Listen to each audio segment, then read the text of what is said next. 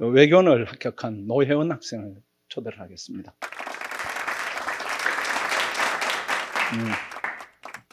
학원이 이제 의도를 가지고 수험기간이 짧은 학생들을 초청하는 게 아니고 학원의 일반적인 그 합격생들의 루트입니다.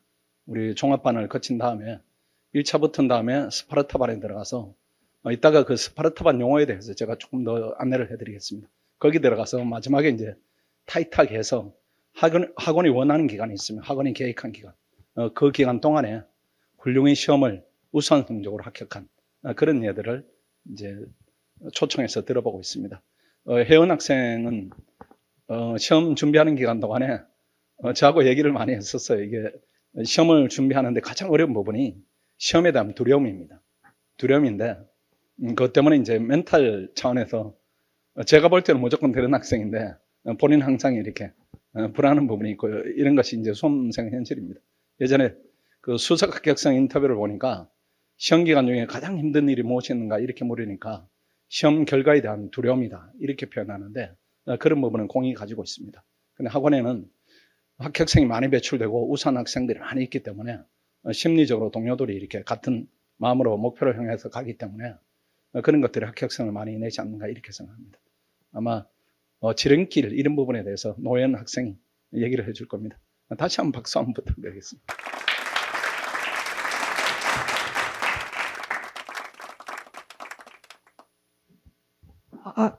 안녕하십니까. 저는 2024년 외교원 합격생 노혜원입니다.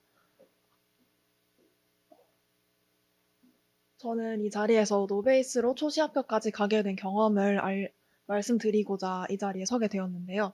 먼저 이런 목차로 PPT를 구성해 왔습니다. 먼저 자기소개를 해보도록 하겠습니다. 저는 이제 고려대학교 영어문학과를 졸업 예정인 학생인데 이중전공의 경영학과를 했습니다. 이중전공을 선택할 때까지만 하더라도 외교관에 대한 생각이 없었는데 이제 2022년 상반기에 교환학생을 갔다 온 후에 진로를 확립한 경우에 해당을 합니다. 그래서 국제정치학이랑 국제법의 경우 전혀 아는 바가 없었고 경제학의 경우에는 경영학과 필수 과목 때문에 수강한 원론 과목이 있었지만 대부분의 경우에 이제 벼락치기를 하고 그런 별로 성실히 시험을 치진 않아가지고 경제학에 대한 이해는 좀 부족한 상태였습니다. 그리고 당연히 피셋이랑 2차 응시 경험도 전혀 없었고요. 자격 요건에 대해서는 미리 대학 시절 한국사를 취득했었고 프랑스어 제2외국어의 경우에는 2022년 교환학생을 갔다 와서 11월에 취득을 했습니다. 이 두 자격 요건의 경우에는 미리 취득을 하고 들어가시는 거를 추천을 드리고요. 먼저 다음에는 수험 과정에 대해서 얘기를 드려보겠습니다. 저 원래 종합반 정규가 3월에 시작인데 저는 개인 사정 때문에 4월 초중순에 들어왔었거든요. 그래서 4월에는 경제학을 따라잡는데 많은 시간을 할애했었고 그 뒤에 5월부터 12월까지는 예비부터 이순환까지 그리고 피셋은 기초부터 모강까지를 따라가면서 학원에 정해진 과정대로 열심히 실력을 쌓아가는 데 집중을 했었습니다. 그리고 1, 2월에는 피셋 캠프에 들어가서 집중적으로 피셋을 거의 공부를 했고 그리고 다행히 1차를 한 번에 붙어서 3월부터 6월까지는 3, 4순환이랑 스파르타 캠프를 함께 하면서 마지막까지 2차 준비를 열심히 했던 것 같습니다. 밑에는 자리가 남아서 첨부한 사진들인데 장학증서가 집에 몇 개 더 있는데 있는 거 2개를 좀 뽑아봤고요. 성적 상위 30%에게 주시는 장학증서입니다. 그리고 이거는 피셋 캠프 동안 친구들과 함께했던 문제풀이 스터디 인증 사진이고요. 이거는 매 순환마다 모의고사를 모아가지고 이렇게 파일별로 분류를 해놨었는데 이렇게 해놓으면 좀 뿌듯하고 다시 꺼내보기도 좋더라고요. 네, 그래서 수험 과정에 대한 얘기는 여기까지 하고 다음으로 저의 전략적인 공부 방법에 대해서 말씀드리겠는데 먼저 피셋입니다. 저는 언어 논리와 상황 판단에 강하다고 생각했던 입장에 있었습니다.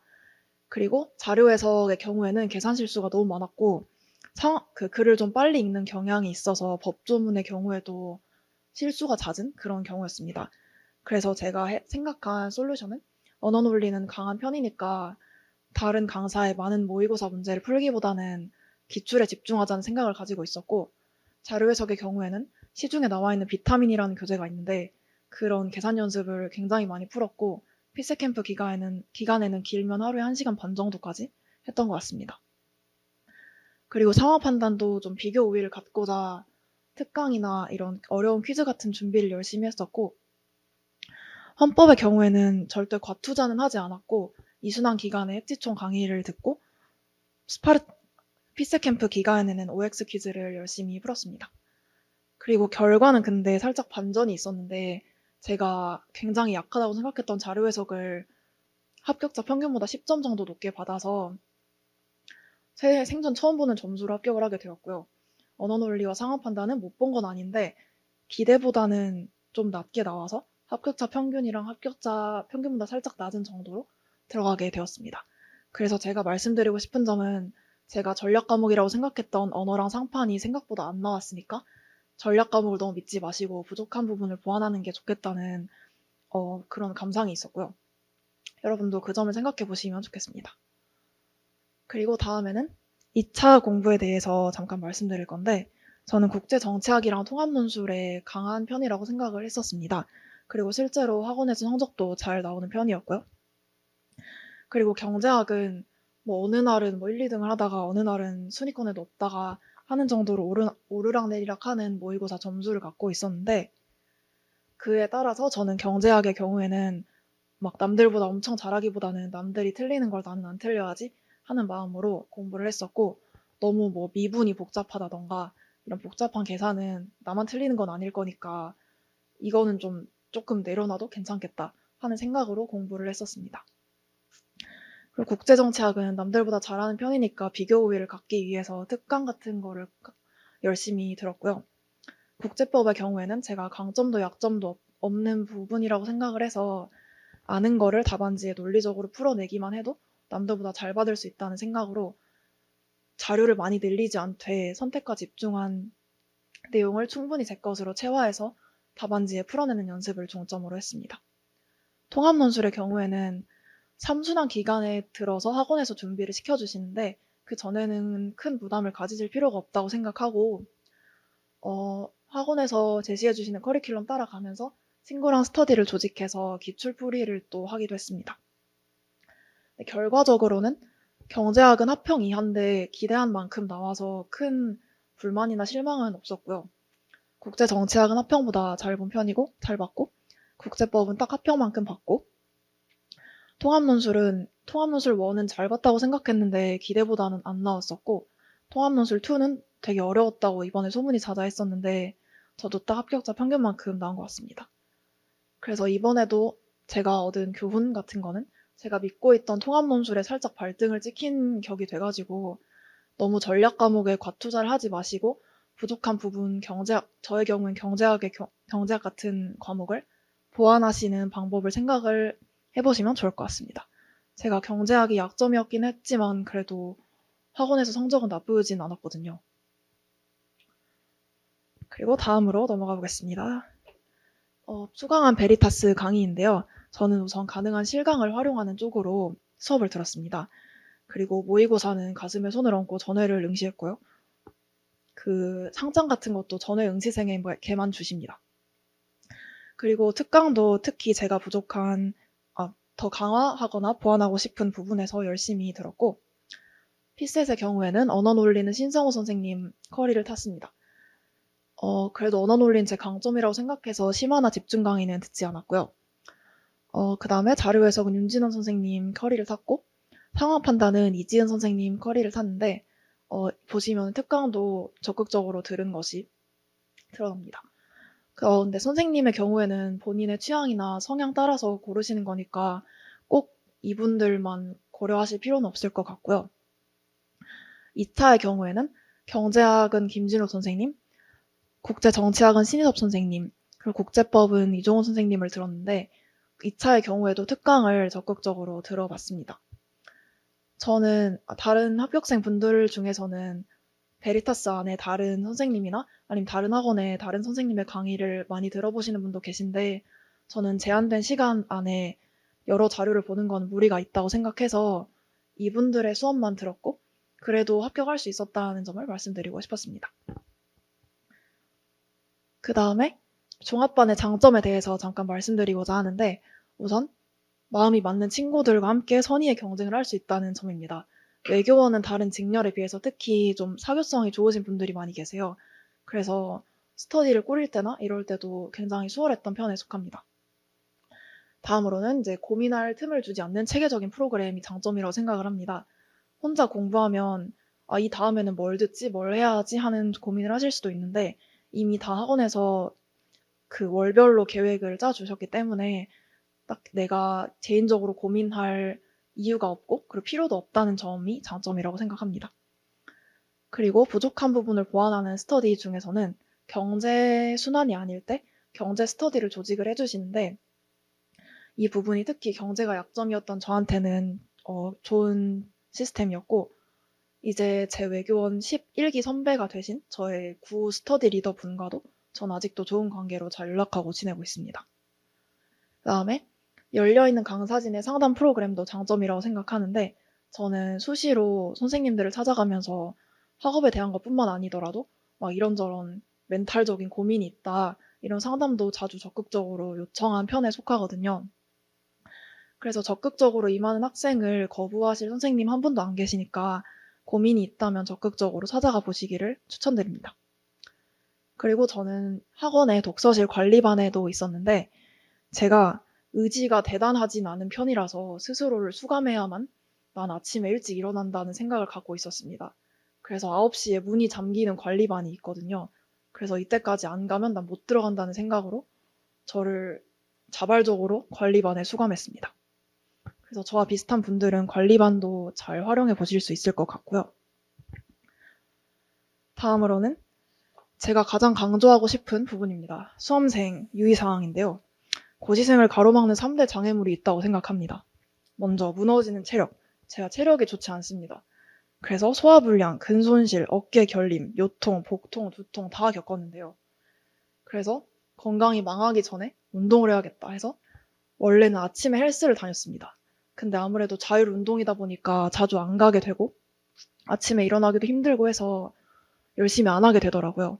그래서 늦은 가을부터는 저녁에 필라테스를 끊어가지고 일주일에 2회를 갔는데, 2차 시험 보기 일주일 전까지도 꾸준히 주 2회를 운동을 했습니다. 그래서 수험을 마치고 나니까 수험 전보다 체지방이 빠져있고 근육이 늘어있고 좋더라고요. 다음에 두 번째 장애물, 나를 붙잡는 침대. 저는 굉장한 야행성이라서 한두 시에 자고 그랬는데, 이제 고시생이 그러면 안 되잖아요.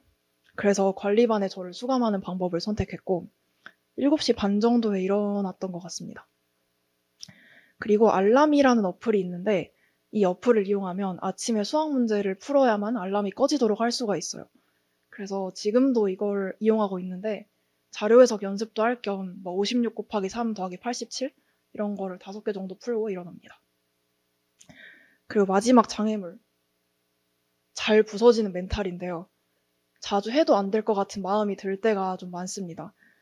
왜냐하면 모의고사 같은 걸 보면 최고 답안 득점하신 분들이 다 천재로 보이고 나랑은 다른 사람으로 보이고 이런 경우가 되게 많은데, 절대 그렇지 않다는 점을 잘 되새김질 해주셔야 하고 스스로에 대한 믿음이 굉장히 중요합니다. 그래서 저는 하루에 3가지 정도 감사일기랑 개선점 일기를 썼었는데, 예를 들어 오늘 8시에 일어났다, 내일은 좀만 더 일찍 일어나보자 하는 정도로 짧게 개선점 3가지, 그리고 오늘 날씨가 좋아서 감사했다, 이런 사소한 3가지 감사일기를 쓰면은 멘탈 관리에 좀 도움이 되더라고요. 그리고 모의고사 성적에 일희일비할 필요가 없다는 점을 진짜 강조하고 싶은데, 절대 모의고사 성적이 실제 성적이랑 똑같이 나오는 건 아니니까, 물론 모의고사를 잘 보시던 분들 중에 합격하시는 분들이 많긴 하지만 모의고사가 망했다고 절대 인생이 망하지 않는다는 점 정말 강조하고 싶습니다. 하지만 저도 굉장히 일희일비 하던 사람이기 때문에 이게 마음처럼은 안 될 수도 있습니다. 다음에 하지 말아야 하는 실수와 합격 팁에 대해서 말씀드리고 제 설명회를 마칠 건데, 먼저 하지 말아야 하는 실수 첫 번째는 단권화를 섣불리 시도하지 말아야 한다는 점입니다. 왜냐하면 2순환, 3순환 때도 추가되는 이론이 있고 추가되는 문제풀이 방법이 있기 때문에 미리 단권화를 했다가는 좀 섣부른 접근일 거라고 생각을 해서 예비랑 1순환 때는 보다 문제에 익숙해지는, 문제를 많이 풀어주시는 게 더 적합한 공부 방법이라고 제가 나중에 느꼈고요. 그 다음에 먼저 진입하기도 전에 뭐 3년은 해야지 하고 하는 마음으로 접근을 했다가는 좀 해이해질 수가 있기 때문에 1년 안에 최대한 승부를 봐보겠다 하는 마음으로 접근하시는 게 좀 더 좋을 것 같아요. 물론 어쩔 수 없이 길어질 수도 있지만 일단 1년 안에 많은 것을 다져놓았을 때 길어져도 버틸 수 있는 힘이 된다고 생각하기 때문에 일단 최대한 빠르게 해보겠다는 마음가짐이 중요하다고 생각하고요. 다음에 순공 시간에 집착하는 것도 별로 좋지는 않다고 생각합니다. 왜냐하면 이렇게 양적인 거에 집중했다가는 오늘 몇 시간 못 채웠는데 하는 스트레스가 클 수도 있어서, 예를 들어 나는 슬러츠키 방정식이 죽어도 이해가 안 갔는데 오늘은 이거 정복했어 하면 그날을 질적인 공부는 굉장히 크게 얻어가는 거잖아요. 그래서 질적인 부분에 좀 더 집중을 하시면 멘탈 관리에 도움이 될 것 같다는 생각을 하고요. 다음에 자료와 책은 많을수록 반드시 좋지는 않은 것 같습니다. 왜냐하면 읽어야 할 게 너무 많을 때 깊이보다 넓고 얕게 읽게 될 수도 있거든요. 근데 답안이 논술식이기 때문에 저는 조금을 좀 덜 알더라도 깊게 완전 내 걸로 체화하는 게 중요하다고 생각을 합니다. 그래서 밑에 합격 팁과도 연결되는 얘기인데, 저는 초시 합격을 목표로 한다면 어느 정도의 선택과 집중은 필수 불가결할 거라고 생각합니다. 그리고 경제 스터디나 스파르타반이나 뭐 독서실 관리반 같은 학원이 제공하는 서비스를 충분히 누려보시기를 추천드리고요. 그다음에 저처럼 좀 멘탈이 약하신 분들은 자기 확신이 좀 부족할 때, 스스로를 믿지 못하시겠을 때 여러분을 믿어주는 사람들이라도 믿어보는 것은 어떨까 하는 생각이 듭니다.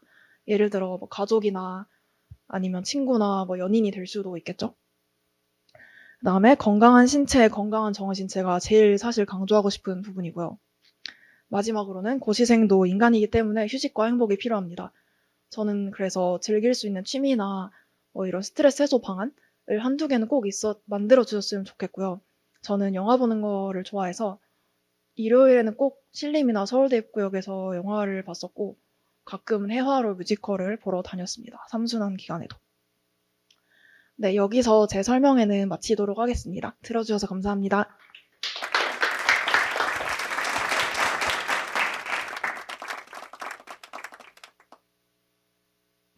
이제 학생들 그 설명회 초대할 때마다 제가 걱정하는 부분이 있는데 부담되지 않을까 이렇게 걱정하는데, 학생들이 너무 잘합니다.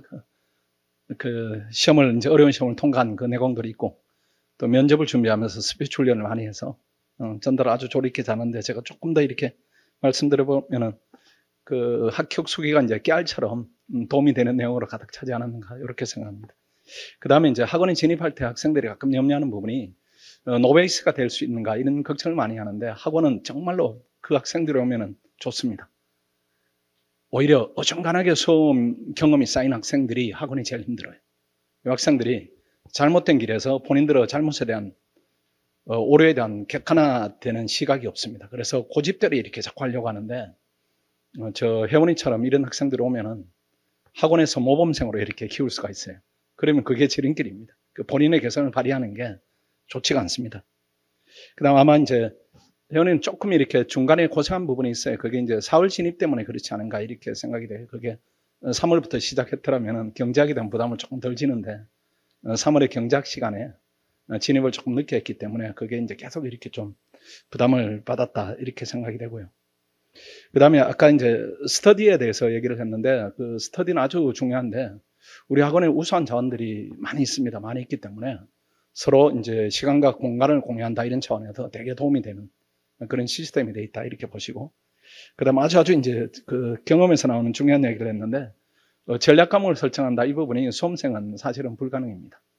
그 모든 과목을 열심히 하다가 보니까 점수가 잘 나오는 과목이 사후적으로 내가 전략화되었다 이건 가능해도, 어떤 특정 과목에 대해서 내가 고득점을 노리고 나머지를 조금 이렇게 미진하게 보더라도 시험이 되겠다 이런 부분들은 사실은 과정이지 그게 결과적으로 실천은 되지 않습니다. 정확한 지적을 또 했고, 그 다음에 이제 우리 학생들 설명회를 들어보면은 합격하는 학생들은 거의 공통 요소들이 많이 있어요. 불합격하는 학생들은 여러 가지가 있습니다. 불합격하는 모양들은 학생 수만큼 많은데 학생들이 합격하는 모양이다. 이런 부분들은 거의 이렇게 공통 요소들이 굳이 따지면은 에베레스트 가는 길은 하나밖에 없다. 이렇게 따지면은 그 길에는 그다지 넓은 선택지는 없다. 이런 느낌들을 보니까 그 실강을 어떻게 되었는가 이런 부분. 가끔 실강을 소리하고 인강으로 돌리고 이런 학생들은 사실은 합격선에서는 조금 벗어났다. 이렇게 저희들이 보는 뭐 그런 시각이 있습니다. 그다음 모의고사에 대한 치열함, 그다음 생활에 대한 이렇게 본인에 대한 절제, 그다음 본인에 대한 엄격함 이런 부분들이 공통적으로 있습니다. 그다음 아까는 감사일기를 썼다 이런 부분인데 이런 것들도 하나하나 이제 본인의 멘탈을 관리한다, 본인에 대한 통제를 한다 이런 부분으로 아주 좀 감명이 있었어요. 그 다음에 아까 또 용어 중에 스스로 수감한다 이렇게 하는데 그것도 필요합니다. 그래서 우리 학생들한테 특히 변호사 시험 준비하는 학생들 한번 떨어지고 온 학생들이니까 제가 스스로한테 1년 징역형을 선고하라 이렇게 이제 조언을 하는데 5급 학생들은 그런 말까지는 안 해요. 왜 그런가 하면 그렇게 되면 너무 기니까 1년 6개월 수감 생활한다 이런 부분이 너무 부담을 줄까 봐 그런 얘기는 하지 않는데 본인 스스로 설정했다 이런 부분 아주 중요한 마음가짐이다 이렇게 생각합니다. 그 다음에 아까 보니까 건강이 약해서 고생을 했다 이렇게 하는데 건강하다 안 하다 이런 부분들은 이제 고시를 준비하는데 결정 요소는 아닙니다. 옛날에는 하루에 10시간 정도를 자야 체력 관리가 되는 학생이 시험이 되기도 하니까 건강이 약간은 핸디캡적인 요소는 될 수 있지만 건강 관리도 하나 과목이다 이렇게 생각하면은 나는 체육 과목이 하나 더 있어 또는 건강 관리 과목이 하나 더 있어 이렇게 하면은 충분히 이제 여러분 능력으로 극복합니다. 그 다음에 아까 나를 믿지 못하면 나를 믿어주는 사람을 믿어라 이렇게 하는데 그것도 이제 아주 인상적인 내용이에요. 저는 이제 혜원이 바라봤을 때 그냥 되는 학생입니다. 되는 학생. 저도 이렇게 학생들을 한 20년 고시생을 봤기 때문에 내 나름대로 이제 내부적으로 이렇게 판단되는 부분이 있어요. 안정적으로 이렇게 되는 그룹에 있구나. 경계선에 있구나. 조금 더 해야 되겠구나. 이런 부분이 있는데 혜원이는 그 안정적으로 된다. 다만 결과가 어떻게 되는가 이런 부분에 대한 이제 고민 내지는 기대 이런 부분이 이제 작용하는 학생이었고 아까 말씀드린 대로 이제 본인은 시험 앞에는 항상 이렇게 겸손하고 불안하고 이런 부분들이 수험생활 전체를 이어가는 데는 도움이 되는 마음가짐이다 이렇게 생각합니다.